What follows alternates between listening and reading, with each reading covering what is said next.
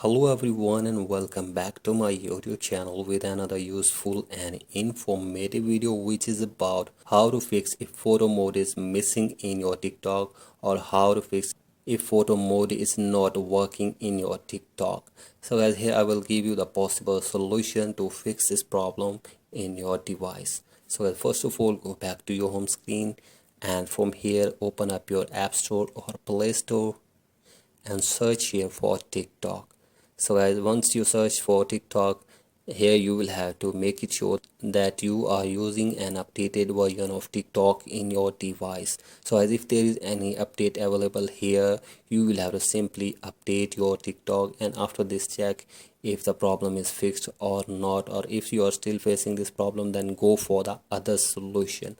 So that is, you will have to open up your TikTok and from here tap on your profile, and from here tap on three lines button, and from here tap on settings and privacy, and from here scroll it below and tap on report a problem.